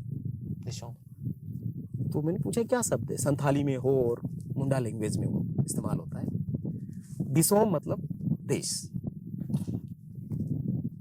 और देश मतलब वो जगह जहां उनकी रूह बसती है, आत्मा बसती है। तो वो आपका घर हो सकता है, जहां जहां आपको लगता है कि मैं यहां से बिलोंग करता हूं, वो मेरा देश है। नहीं तो क्या देश है? ये तो बहुत सारे देश हैं दुनिया में, और सब देशों की जय जयकार हो रही है। सब देशों का एक राष्ट्रगीत है, सब देशों का एक राष्ट्रध्वज है, सब देशों में उतनी राष्ट्रीयता की भावना है। हम भारत माता की जय बोल रहे हैं, कोई और किसी माता की जय बोल रहा होगा, कोई किस, या चीन अपने आप को पिता मान रहा होगा, रूस अपने आप को चाचा मान रहा होगा, कुछ तो मान रहा होगा ना। और लड़ रहे हैं ना लोग, बम बरसा रहे हैं देश के नाम पे। तो मेरा ये मानना है कि किसी चीज को संरक्षित करने की और संवर्धित करने की, या सुरक्षा के नाम पे लोगों को डराना और ये कहना है कि हम ये सब देश के नाम पे कर रहे हैं ताकि देश बच सके। क्या बचता है देश में, मुझे बताओ। अभी कहाँ पहुंच गए हम टेक्नोलॉजी में? अभी कुछ बचा हुआ है कि पाकिस्तान में क्या हो रहा है जिसके हमको पता नहीं पड़े, और हमारे यहाँ क्या हो रहा है जो वहाँ पता नहीं पड़े? अभी क्या जासूसी करनी है? उपग्रह ऊपर से सब देखता है कि हम यहाँ बैठ के बात कर रहे हैं। तो क्या क्या चीज बचा रहे हैं आप यहाँ पे? ये जो फौजियां लगा रखी है, इससे कुछ बच रहा है क्या? कल्चर इधर से उधर नहीं जा रहा है क्या? इधर बैठ करके हम उधर के ड्रामे नहीं देखते क्या? उधर वाले इधर की कविताएं नहीं सुनते क्या? सब कुछ चल रहा है। दरअसल विशुद्ध राजनीति है, देश के नाम पे, धर्म के नाम पे और जाति के नाम पे। और जब हम ये समझ जाते हैं, ये भी एक लिबरेशन है, क्योंकि ये भी एक गुलामी है जो हमको उस खांचे में फिट कर देता है। तो मुझे लगता है रविन्द्रनाथ टैगोर ने राष्ट्रीयता पर बहुत सुंदर तरीके से उन्होंने कहा कि कैसे आप इससे मुक्त हो सकते हैं। ये भी एक मुक्ति है, नहीं तो क्या है? सब कागज के टुकड़े, कपड़े के टुकड़े। ध्वज क्या है? सारे ही राष्ट्रों के जो ध्वज हैं अंततः तो कागज, कपड़ा है ना। अलग अलग कलर का बना सकते हैं आप, ऐसे बना लेंगे, ऐसे बना लेंगे, 2 कलर के बना लेंगे, 3 कलर के बना लेंगे, 7 कलर के बना लेंगे, 1 कलर का बना लेंगे, चांद तारा जोड़ लेंगे, सूरज जोड़ लेंगे, चरखा लगा देंगे, या धमचक्र लगा देंगे। पर अंततः क्या है, पर ये भावना नहीं भरो आप लोगों को तो कैसे लोग लड़ेंगे, कैसे एक दूसरे देश को दुश्मन मानेंगे, या जिससे मैं परिचित ही नहीं हूं उसको कैसे मैं गोली मार सकता हूं। वो तभी मार सकता हूं जब मुझे इस लेवल तक ट्रेंड किया जाए कि इसके नाम पे तुमको मरना है। और जब आप किसी के नाम पे मरना शुरू कर देते हैं तो फिर आप ट्रेंड हैं, फिर आप चला सकते हैं। काफी खूब। पर अब मुझे बात करनी कि आपकी 2 और किताबें, मैं एक कार सेवक था के बाद आपने जो लिखी, पति का रावली का और कितनी कठपुतलियाँ, उनके बारे में ज़्यादा बातें नहीं होती, क्योंकि सब जो भी रिसर्च होती है कुछ भी होता है सब वहीं जाके उसी दायरे में रह जाते हैं कि वही किताब उसी की, क्योंकि वो चर्चित रही है काफ़ी और उसी चीज़ों पे। बट वो दोनों किताब जब आपने लिखी तो उसका क्या सफ़र था, और क्या एक, क्योंकि कोई भी एक लिखने की कहानी या पढ़ने की भी कोई चीज़ होती है जिसमें आपके कुछ नया तो नई विचारधारा बनती है या पुरानी विचारधाराएं बदलती है, तो इन दोनों किताबों को लिखने का सफ़र कैसा रहा और उसमें क्या चीज़ें आपके लिए बदली जीवन में? मुझे लगता है कि क्या होता है कि कोई एक चीज आपकी मेरा ये मानना है कि किताबों के अपने पांव होते हैं और वो खुद भी अपनी एक जर्नी तय करती है। तो मैं एक कार सेवक था का अपना एक सफर है और वो सफर थोड़ा ज्यादा लंबा, ज्यादा विस्तृत दिखाई देता है। तो ऐसा नहीं कि वो मेरी पहली किताब थी, हाँ नहीं, उससे पहले कई किताबें हैं, उसके बाद कई किताबें हैं। तो कुल जमा 17 किताबों में चर्चा 2-3 किताबों की होती है। कुछ किताबों को तो मुझे ही याद नहीं रहा कि वो भी लिखी गई है। तो पर मैं ये सोचता हूँ कि ये एक मेमोयर है जो लिखा गया था आरएसएस वाला, और चूंकि वो एक ऐसे वक्त में लिखा गया जब वही विचारधारा सत्ता में पहुंची और वो निरंतर अभी 100 साल उन्होंने पूरे किए, तो वो फिर रह के चर्चा बनती रहती है उसकी। लेकिन मेरा ऐसा नहीं कि मेरा एक तरह का कुछ चीज है। हाँ। तो मेरा पोइट्री का जो किताब है या ये जो उपन्यास है कितनी कठपुतलियां, ये एक जिंदा सामाजिक कार्यकर्ता जो थिएटर पर्सन भी है उनकी जिंदगी पर आधारित नॉवेल है। तो जिनके बारे में वो है शंकर सिंह जी, वो व्यक्ति अभी भी समाज के लिए काम कर रहे हैं। तो बहुत सारे लोग उसको पढ़ते हैं और फिर उनसे मिलने जाते हैं। तो पर मैंने वो एक प्रयोग किया कि एक जीवित व्यक्ति जो समाज के लिए पूरा जीवन लगाता है उसकी कहानी को हम रोचक तरीके से कैसे दे सकते हैं। तो वो एक नॉवेल के रूप में वो आया और उसको बहुत लोगों ने पढ़ा, बहुत सराहना भी मिली उसकी। फिर ये ट्रेवलॉग है, और ये ट्रेवलॉग भी पहला नहीं है। इससे पहले यात्राएं करके एक किताब संभावना प्रकाशनापुर से आई और उसको भी काफी लोगों ने पढ़ा। लेकिन चूंकि अरावली की यात्रा पहली बार इस रूप में हुई, लोग पहाड़ों पे तो चढ़ते हैं, कोई एवरेस्ट पे चढ़ रहा है, कोई कहीं जा रहा है, लेकिन किसी पहाड़ के साथ साथ चलना, जैसे नदी की परिक्रमा होती है नर्मदा की, वैसे तो गोवर्धन पर्वत की भी एक परिक्रमा होती है, लेकिन वो सब धार्मिक कारणों से है। मेरी ये यात्रा, इसमें इतिहास है, इसमें जनजीवन है, इसमें लोक संस्कृति है, इसमें रिलीजियस वो भी हैं, अलग अलग तरह के लोग भी हैं, और उससे कहीं ज्यादा जो कुछ भी आजकल जो चैलेंज आ रहे हैं हमारे पर्यावरण के, वो मुख्य उसका है। क्योंकि मैं जब पहली बार इस पहाड़ी क्षेत्र में गया कुंभलगढ़ में, तो वहां जब पहली बार देखा तो सारी पहाड़ियां एकदम हरी भरी और वहां तक पहुंचने का कोई साधन नहीं था। अभी जाकर के मैं देखता हूं तो हर पहाड़ी के ऊपर एक होटल है, और उसकी वजह से उस पहाड़ी को खोद करके उसको बदसूरत बना दिया है। सड़कें बनाने के नाम पे, पुल बनाने के नाम पे हमने पूरे हिमालय को बर्बाद कर दिया। 4 धाम का रास्ता बना रहे हैं, या इतने बड़े बड़े टनल्स बनाए हमने। तो अभी हो रहा है ना सारा सब कुछ जो अभी हम देख रहे हैं, अभी धराली हुआ या किश्तवाड़ हुआ या जो कुछ भी चल रहा है। तो मुझे लगा कि जिस तरीके से हमने हिमालय को बर्बाद किया, वैसे हम अरावली को भी बर्बाद कर रहे हैं। क्योंकि जयपुर से थोड़ा आगे जाने के बाद में तो अरावली नजर ही नहीं आता है, खोद दिया लोगों ने। जितना ऊपर था उससे ज्यादा अंदर खड्डे खोद करके पूरा बना। यही अरावली है जिसने बचाया ना, उधर डेजर्ट है, इधर हम पठार हैं। तो हमारे लिए नहीं बल्कि गुजरात, राजस्थान, हरियाणा और दिल्ली 4 राज्यों को जोड़ने वाला दुनिया के सबसे प्राचीन 5 पहाड़ों में से एक। तो मुझे लगा कि कहीं एक दिन वो केवल किताबों में ही न रह जाए, तो उसको सहेज के रखा जाए और उसी बहाने बातचीत चालू की जाए। तो इस बहाने अभी चर्चाएं शुरू हुई। अभी रिसेंट में डूंगरपुर में उसी किताब पर एक पूरा चर्चा का सत्र करके आया हूँ। लेकिन होता यह है कि आप जब YouTube खोलेंगे तो मैं कहाँ से आएगा, वही आते रहता है। इनके बारे में आप बहुत खोजेंगे तो बेचारे कहीं नीचे के फीड में पड़े मिलेंगे। लेकिन मुझे उतना ही आनंद उन किताबों को लिखने में आया। अभी अरावली का दूसरा पार्ट मैं लिखने वाला हूँ, लेकिन अभी उसमें भी फिर वही होगा कि फिर से एक RSS और अम्बेडकर पर किताब आने वाली है, तो फिर से वही ऊपर चला जाएगा और वो नीचे जाएगा। नहीं, वो एज अ राइटर आप जब देखते हैं, आप काम करते हैं, तो उसके अंदर कैसा प्रोसेस रहता है कि एक कोई कहानी या कोई एक पोइट्री के लेके जिसमें रुझाव ज़्यादा है तो उसका कुछ अलग तरीका होता है क्या? एक कोई ऐसे बनती है कि बिजनेस पर्सपेक्टिव के हिसाब से भी, या ऐसा कुछ? नहीं, मेरा एक तो मुझे प्रोफेशनल राइटर्स का समझ में नहीं आता है कि वो कैसे जाकर के लोग पहाड़ों में लिखते होंगे। मैं तो जब भी ऐसे पहाड़ी क्षेत्र में जाता हूँ मुझे नींद आती है आराम से, और मैं ज़्यादा से ज़्यादा पढ़ सकता हूँ। लिखना मेरे लिए बड़ा कठिन काम है। तो मेरा सारा जो अब तक का लेखन है वो दौड़ भाग हंगामों के बीच, रेलवे स्टेशन पे, बस स्टैंड पे, गाड़ी में बैठे हुए, एयरपोर्ट पे, जब भी टाइम मिला एक अध्याय लिख लिया, या इवन मीटिंगों में बैठे बैठे भी मैं अपने कुछ नोट्स लिखता रहता हूँ। और ये अरावली वाली पूरी किताब मैंने मोबाइल पे लिखी क्योंकि लैपटॉप लेके चलना थोड़ा मुश्किल था। तो जब भी मौका मिल रहा है, तो अभी भी मैं लंबे लंबे लेख, 5000 शब्दों के लेख, 10,000 शब्दों के लेख मोबाइल पर लिखता हूँ, या कभी लैपटॉप होता तो उस पर लिखता हूँ। हाँ, कितनी कठपुतलियां मैंने, क्योंकि कोविड के दौरान मैं खेत पर बैठ के लिखा मैंने, तो उस किताब को प्रॉपर मैंने पेन से लिखा और डायरी पे लिखा। उसका कुछ अलग फील? हाँ, उसका एक अलग फील आता है, उसमें कोई दो राय नहीं। लेकिन मैं ये कह रहा हूँ कि ऐसा कुछ तय करके, प्लान करके मैं कुछ लिखता नहीं, और बहुत ही अनियोजित रूप से जो जच जाता है। मान लिया अभी किसी मीटिंग में बैठे हैं, मुझे कुछ कविता जैसा सूझ गया तो बस लिख दिया, और उसमें फिर थोड़ा बहुत ऊपर नीचे करते रहते हैं।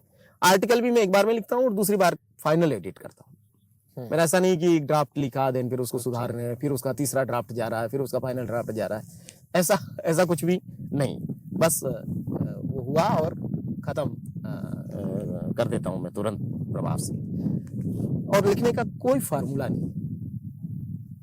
कोई ये कहता है कि ऐसा कोई स्वर्णिम सूत्र है कि ऐसे लिखा जाता है, इतना पढ़ना चाहिए फिर इतना लिखना चाहिए, ऐसा पढ़ना चाहिए ऐसा लिखना चाहिए, ऐसी जगह पे जाके लिखना चाहिए। मुझे कई बार लगता है कि कौन सी दुनिया के लोग हैं भाई, कहाँ से आते हैं ये सारे लोग? हमें तो, अगर मेरे तो शोरगुल नहीं है आसपास, लोगों की आवाजें नहीं है, लोग नहीं दिखते हैं, क्योंकि मेरा बहुत सारा लेखन ऐसा है आंदोलन का है, जहाँ नारे लग रहे हैं, पुलिस खड़ी है सामने, बैरिकेड्स हैं, और उधर नारे लगा रहे हैं, उधर हम अपना लिख रहे हैं। मैंने बहुत सारे आंदोलनों की जो डायरी लिखी है, या हर कार्यक्रम का प्रेस नोट उसी दरमियान होता था कि मंच का संचालन भी करना है और उसी दरमियान कार्यक्रम खत्म होते ही प्रेस नोट भी जारी करना है।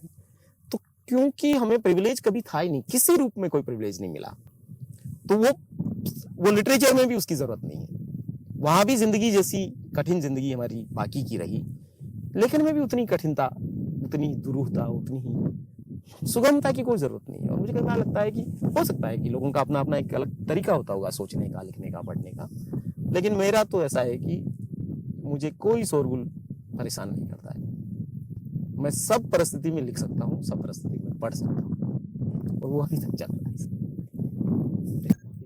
क्योंकि काफी ज्यादा राइटर्स, उन सबसे बात होती है तो सबका एक तरीका हो चुका है आपकी, और जैसा जिसके लिए सूट करे वो उस हिसाब से करता रहता है। पर रिजर्वेशन के ऊपर मुझे बात करनी, क्योंकि मैं जब बाहर गया पढ़ने बॉम्बे या दोस्त लोगों से बात होती तो इस चीज़ों के बारे में डिस्कशन बहुत होता है कि क्या है, कहाँ से, और ये सब। तो या तो उन्हें समझाते या खुद भी समझते वो एक चीज़ आने लग गई कि जब जहाँ लोगों को लगता है कि उनके साथ अन्याय हो रहा है, कि उन्हें जो रियलिटी है कि जहाँ पे भेदभाव होता है, जिस रूरल बेल्ट में होता है, क्योंकि जो आप एक दुनिया देखते हैं उनके एक्सपीरियंस के हिसाब से जो वो देख रहे हैं वही चल रहा है दुनिया के अंदर।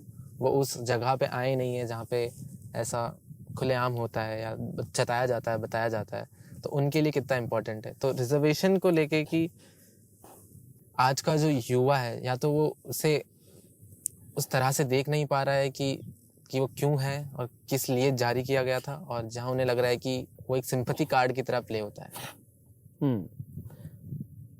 मुझे लगता है कि रिजर्वेशन इतना अप्रासंगिक विषय है। वो इतना, ये बिल्कुल मैंने जैसा धर्म के लिए कहा ना कि इंसान की जिंदगी कितनी लाख साल पुरानी है और उसमें धर्म कितना छोटी सी चीज है, एग्जैक्ट यही रिजर्वेशन को लेकर के। पहली बात तो ये है कि रिजर्वेशन जैसा कोई शब्द भारत के संविधान में नहीं है। उसमें एक रिप्रेजेंटेशन शब्द है, प्रतिनिधित्व, अलग अलग लोगों को प्रतिनिधित्व मिले, ये भावना रिजर्वेशन की है। दूसरा, रिजर्वेशन आज की चीज नहीं है। जितनी हमारी वर्ण व्यवस्था है पुरानी, उतना ही रिजर्वेशन पुराना। क्योंकि जब विराट पुरुष ब्रह्मा ने यह दावा किया कि मैंने अपने मुंह से ब्राह्मणों को, अपनी भुजाओं से क्षत्रियों को, अपनी जंघाओं से वैश्यों को और शूद्राम पदाभ्याम अजायति, मतलब पांव से मैंने शूद्रों को पैदा किया, उसी दिन रिजर्वेशन लागू हुआ, जिसमें एक स्पष्ट किया गया है कि पढ़ने लिखने का अधिकार सिर्फ ब्राह्मण को होगा, लड़ने का और राज करने का अधिकार सिर्फ क्षत्रियों को होगा, संपत्ति रखने का, व्यापार वाणिज्य करने का अधिकार वैश्यों को होगा, और जो बाकी का वर्ग है उसको, अधिकार शब्द इस्तेमाल नहीं किया वहां कहा गया कि इन तीनों वर्णों की सेवा करना इनका कर्तव्य होगा। तो कुछ को आपने राइट्स दिए और कुछ के लिए आपने ड्यूटी निर्धारित की। ये रिसोर्सेज का पहला बंटवारा था, ये अवसरों का पहला बंटवारा था कि किसको क्या अवसर मिलेगा और क्या नहीं। तो 3000 साल से आपकी वर्ण व्यवस्था चल रही है, रिजर्वेशन चल रहा है, इस पे कोई प्रॉब्लम नहीं है। आज भी इस देश के मंदिरों में पुजारी कौन? किसी भी जगह पे जाकर के वहां की इंडस्ट्री का, मार्केट का एक सर्वे करना चाहिए कि उसमें कौन सी जाति के लोगों की दुकानें हैं, कौन सी जाति के लोगों की फैक्ट्रीज है और बड़े बड़े मिल्स हैं। वो रिजर्वेशन नहीं है। जमीनें किनके पास है आज? लैंड होल्डिंग जो इस देश में है, और करोड़ों लोग हैं जिनके पास 1 इंच जमीन नहीं है, खेती की जमीन नहीं है, रहने के लिए जमीन नहीं है, मर जाते हैं तो उनको क्रिमेशन करने के लिए ग्राउंड नहीं है। तो ऐसी परिस्थिति में कभी इनको ये गिल्ट फील नहीं हुआ कि ये हम क्या रिजर्व करके बैठे हैं। और उसके बाद में फिर क्या, फिर बाद में अंग्रेज आए तो उनके सामने कहा गया कि हम भारतीय लोगों को थोड़ा रिजर्वेशन दे दीजिए। तो आईसीएस वगैरह की जो परीक्षाएं शुरू हुई उसमें रिजर्वेशन लागू किया उन्होंने उस वक्त। और ये 33% पासिंग मार्क्स का कंसेप्ट भी उनका है कि भाई तुमको चलो 33% पे हम पास कर देंगे। तो उस 33% पे ये तमाम सो कॉल्ड जो अपर कास्ट है वो भी पास होता रहा, और अंग्रेजों से भरपूर रूप से रिजर्वेशन का फायदा लेकर के आईसीएस बनते रहे, अंग्रेजों की गुलामी की है लोग। फिर ये वर्तमान रिजर्वेशन जो आया, ये शुरुआत होता है तमिलनाडु से, और फिर ये सोलापुर के महाराजा छत्रपति साहू जी महाराज ने अपने राज्य में चालू किया। उन्होंने 50% मौके दिए गैर ब्राह्मणों को, क्योंकि पहले सारी नौकरियों में एक ही प्रकार की, एक ही कम्युनिटी के लोग आते थे। तो कहा गया कि भाई दूसरे लोगों को भी मौका होना चाहिए। तो आप दूसरों को मौका ही नहीं देंगे तो फिर कैसे चीजें होगी। और फिर मेरिट क्या है, योग्यता क्या है? मेमोरी, कि आप किताब पढ़े और याद रखने की आपकी क्षमता कितनी है, फिर जाकर के आप परीक्षा में लिख दें और जिसमें अंक आ जाए, वही प्रतिभा होती है, और कोई प्रतिभा नहीं। तो जो लोग अपने घर में बहुत अच्छे वातावरण में रहते हैं, अच्छा खाने पीने को मिलता है, जिनको घर में जिनके ट्यूटर हैं, और घर से एससी के घर से निकल करके एससी की बस में बैठ करके एससी की डीपीएस स्कूल में जाकर के पढ़ते हैं, उनका और भेड़ चराने वाले का जो बच्चा है, वो दोनों को आप समान तल पे समझते हैं। कैसे आएगा समान तल? उसको कितना प्रिविलेज हासिल है? इसको कुछ नहीं है। उसकी 4 पीढ़ियां पढ़ी लिखी है, उसको पढ़ाई का महत्व है। उसकी माँ आते ही माँ बाप उसका वो चेक करते हैं, या माँ बाप और उल्टा कहेंगे कि स्कूल में नहीं पढ़ के आया, जो इधर घर में पढ़ रहा है, घर का काम कर।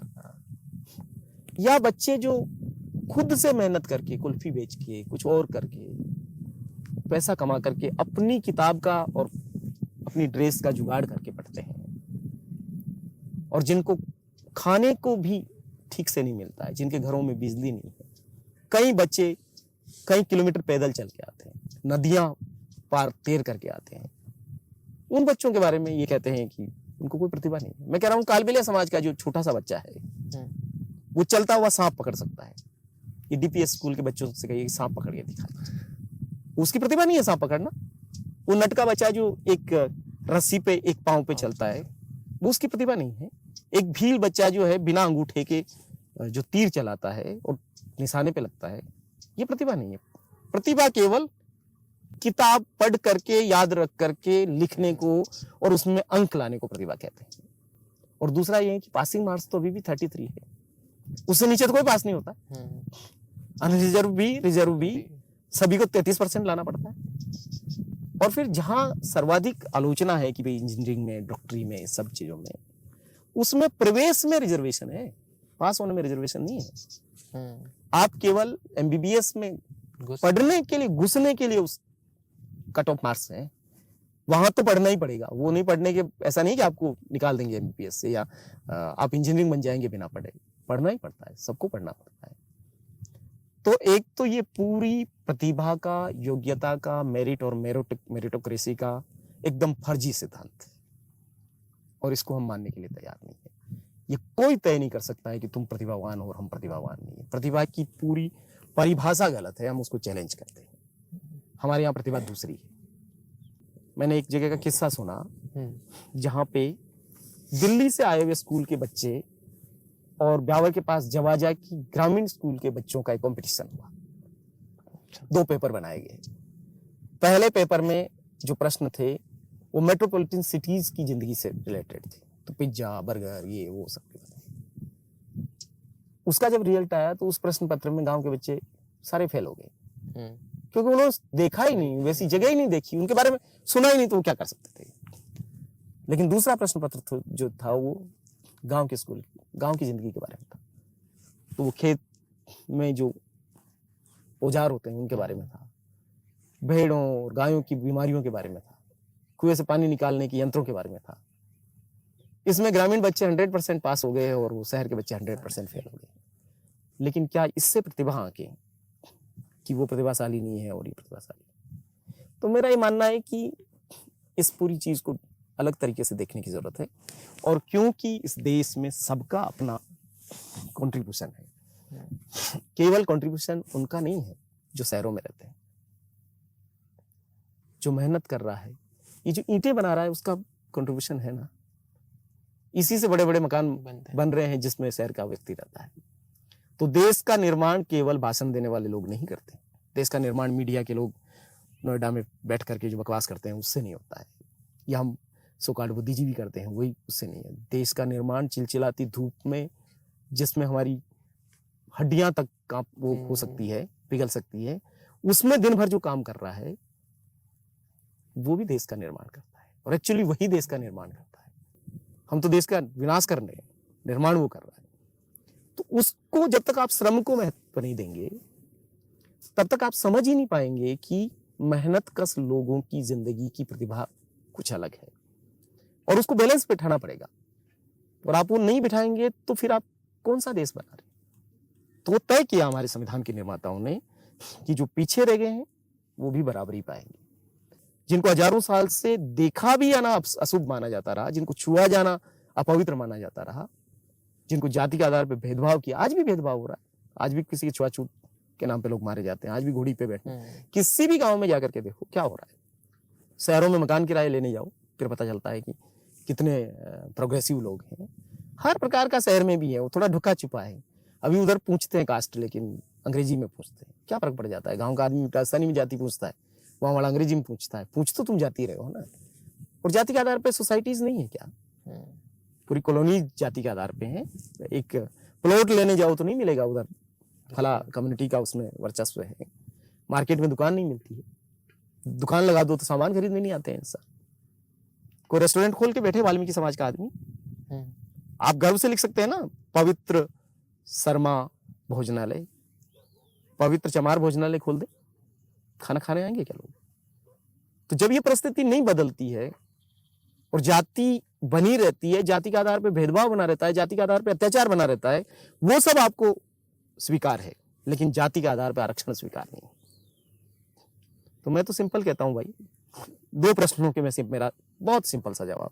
एक तो लोग पूछते हैं कि आरक्षण कब तक, तो हमारा जवाब है जाति, जातिगत अत्याचार और जातिगत भेदभाव जब तक, आरक्षण तब तक।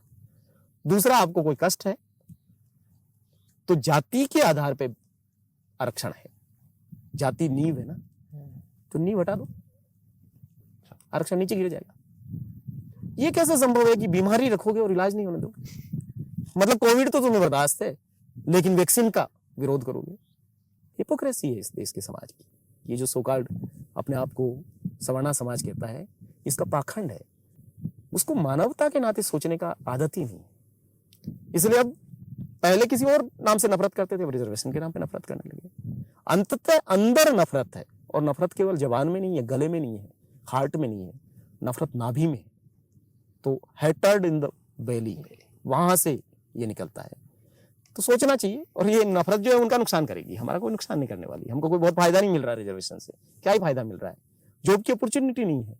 सारी जॉब अपॉर्चुनिटी 96% निजी क्षेत्र में है, और प्राइवेट सेक्टर में कोई रिजर्वेशन नहीं है। और 4% जो सार्वजनिक क्षेत्र के अपॉर्चुनिटीज है, उसमें कॉन्ट्रैक्ट बेस है, उसमें बैकलॉग है, उसमें रिजर्वेशन का ठीक से पालन नहीं होता है। यानी कि रिजर्वेशन के नाम पे कुछ मिल नहीं रहा है। बावजूद इसके रिजर्वेशन के नाम पर हमारे लोगों को ह्यूमिलेट करने का, नीचा दिखाने का जो कोशिश किया जा रहा है। जो बच्चे आ रहे हैं उनको, उनका मोरल गिराना, उनके कॉन्फिडेंस को लूज कर देना कि अरे तुम तो रिजर्वेशन से आ गए, तुम तो कोटे से आ गए। तो हमें इसको चैलेंज करने की जरूरत है। हम अभी अपने नौजवान पीढ़ी के साथ इस पर बात करना शुरू करेंगे कि कैसे इससे निपटना है और इसके ट्रैप में नहीं फंसना है। हमसे कोई नहीं चर्चा करता ना, हम कहते हैं हमको बुलाइए ना।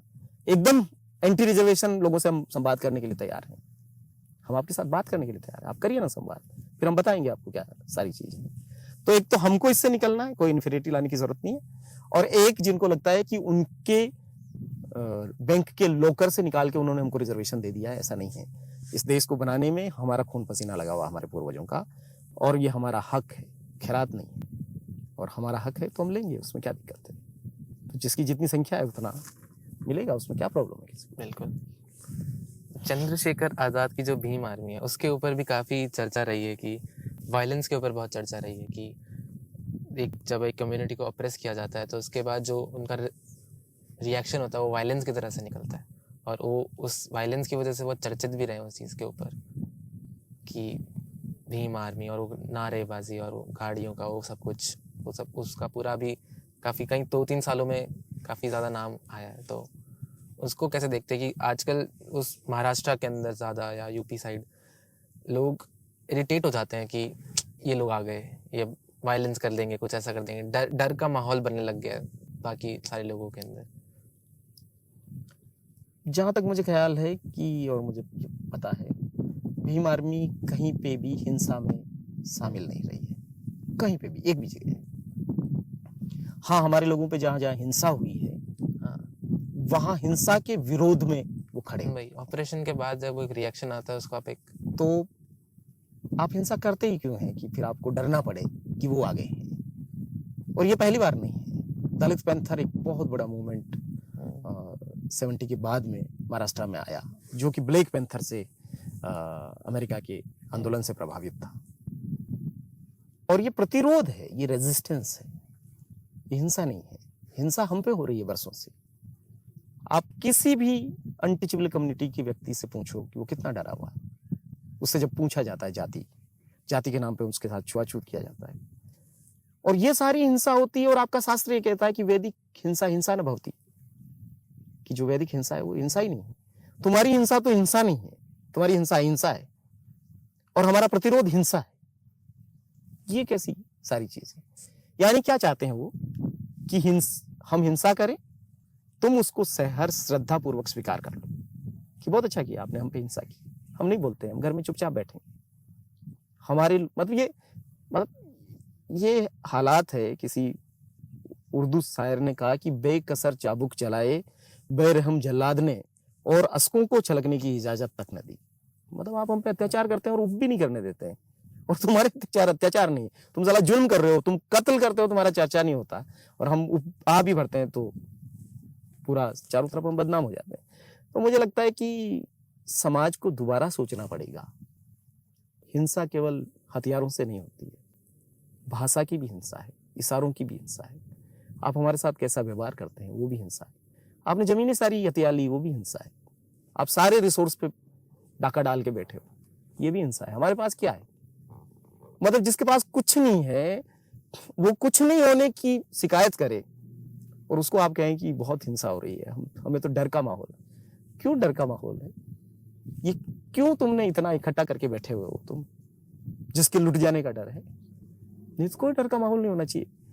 अगर समाज में एक न्यायपूर्ण बराबरी का समाज बनाए आप, तो उसमें हिंसा के लिए कोई जगह ही नहीं, कोई हिंसा नहीं करेगा। लेकिन किसी भूखे इंसान को अपनी भूख के खिलाफ लड़ने में वो चीखता है, चिल्लाता है, और आप कहते हैं कि हमारे कानों को दर्द हो रहा है, तो वो वजह जो है उसकी चीखने की, उसको शांत करना पड़ेगा, नहीं तो कुछ भी नहीं हो सकता है। मेरा ये मानना है कि इस देश में सर्वाधिक हिंसाएं जातिगत सेनाओं ने की, रणवीर सेनाएं, सटनाइट सेनाएं, पता नहीं क्या क्या सेनाएं बनी, और उनके अत्याचार के खिलाफ लोग फिर खड़े हुए। तो भीम आर्मी का तो ऐसा कोई काम नहीं, भीम आर्मी का नहीं बताया जा रहा है कि भाई उन्होंने बहुत सारी भीम पाठशालाएं खोली है, पुस्तकालय खोले हैं, लोगों को आगे बढ़ाने में मदद की है, ये कोई नहीं कहेगा। सब कहेंगे चंद्रशेखर लोगों को उग्र बना रहे हैं। नहीं, मुझे जहां तक ख्याल है कि भीम आर्मी के खिलाफ किसी जगह पर हिंसा भड़काने का कोई मामला अधिकृत रूप से नहीं है, जबकि ये दूसरे लोग जो आरोप लगा रहे हैं इनका सीधे सीधे आतंकवादी गतिविधियों में नाम शामिल है, एफआईआर दर्ज हुई है, इनके कई नेता अंदर रह करके बाहर निकल के आए हैं, लेकिन इनका आतंकवाद भी हिंसा नहीं है। और हमारा व्यक्ति अगर अपने अधिकार के लिए बोले या कुछ करे तो वो भी हिंसा नजर आती है। तो मुझे लगता है हिंसा को पुनर्परिभाषित करने का वक्त आ चुका है। आप इतना सफ़र करते हैं और ट्रैवलिंग एक काफ़ी जुड़ी हुई चीज़ है आपके साथ, कि कहीं उस गांव, छोटे छोटे शहर, बड़े शहर, हर जगह। तो कुछ थोड़ा मूड थोड़ा लाइट करते हुए कि कुछ एक मज़ेदार कहानी, किससे अगर ट्रैवलिंग के कुछ निकल के आए, कि कैसे एक अजीब बड़ी अनोखी इंसानों से मिलना और जगह देखना, तो वहाँ के कुछ किस्से कि ट्रैवलिंग से क्या सीखा, क्या समझा, क्या जाना इस देश के बारे में। मुझे लगता है कि मूलतः जो इंसान है वो घुमंतु है। जैसा मैंने कहा कि वो 70,000 साल पहले जब निकले वो वहां से, अफ्रीका से, तो फिर वो घूमते रहे। और भ्रमण जो है वो बहुत सिखाता है, यात्राएं बहुत सिखाती है। हम अगर लोगों को देखें जिनको आइडियल मानती है आज की तारीख में दुनिया, उनकी जिंदगी में भी भ्रमण है। राम को लो, उसकी जिंदगी का सबसे महत्वपूर्ण पार्ट कहां से शुरू होता है? वनवास। 12 साल का वनवास। और वनवास में उन्होंने क्या किया? 2-4 किलोमीटर जाकर के रुके नहीं ना, घूमते रहे जिंदगी भर। कृष्ण मथुरा छोड़ करके और वो द्वारिका जाते हैं, जिसको वो रण छोड़ जब कहा गया उनको। बुद्ध के जीवन में क्या है? वो 40 साल तक यात्रा करते रहे। अपने 80 साल की टोटल जिंदगी में उनका 40 साल केवल यात्रा का, महावीर विहार करते थे। पैगंबर मोहम्मद का एक हिजरत का किस्सा है कि वो मक्का को छोड़ के फिर वो मदीना गए। नानक की जिंदगी को मैं देखता हूँ। अभी पिछले दिनों में अरुणाचल प्रदेश में था, तो वहाँ एक गुरुद्वारा तीसरी उदासी, एकदम वो जो चाइना बॉर्डर से ठीक पहले। तो मैंने कहा यहाँ कैसे ये हुआ? मुझे लगा कि शायद इंडियन आर्मी के 6 जवानों ने बनाया होगा। बाद में पता चला कि नहीं, गुरु नानक देव इसी रास्ते से चाइना मतलब तिब्बत गए थे।